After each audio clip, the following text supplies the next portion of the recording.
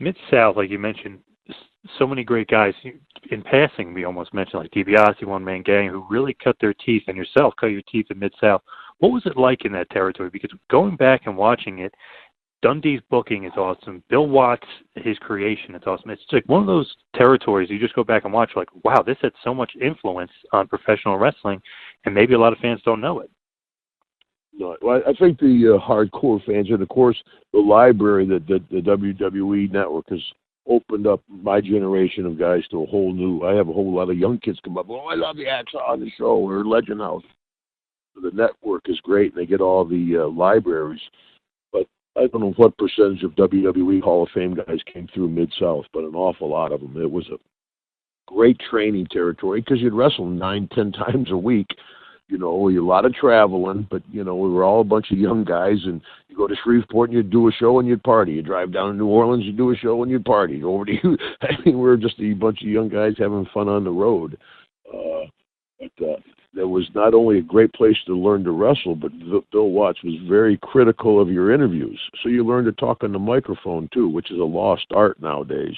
You know, but he would not have you do one generic interview. He would have you do interview after interview till you got it right.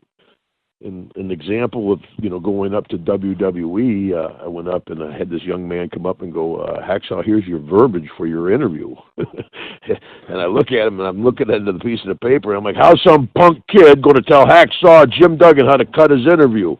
Was Mid-South your favorite territory to work, or was it for Vince Jr. in the WWF?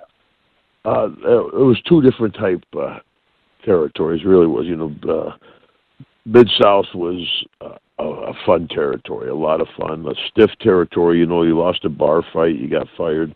Like I said before, we're all single guys. You know, Ricky and Robert, Terry Taylor, Magnum TA, One Man Gang. I mean, Jake the Snake, Junkyard Dog.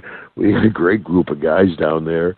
Ricky or Sean and Marty, you know, I mean, it was unbelievable, the crew we had, and that was a lot of fun. And, of course, WWF was a different level. I mean, people always try to compare you to a sports team. And I said, no, you were like a rock and roll band. I mean, it was. You'd be on a Learjet, fly to Paris, boom, do a show, fly to London, boom. You'd be out at Stringfellows in London partying with Mike Douglas and Grace Jones and movie stars, politicians, fly to New York, and then next night you'd be in Minot, North Dakota. You'd be like, what the hell?